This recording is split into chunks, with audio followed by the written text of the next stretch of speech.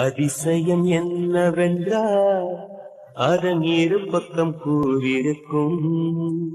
அடைமழை வாசல் வந்தால் கையில் குடையின்றி வானனைவோம்.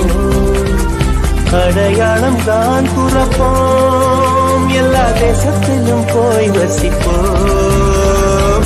என்ன கொண்டு வந்தோம் நாம், என்ன கொண்டு போவோம், அடைந்த நொடி போதும் வேற என்ன வேண்டும்.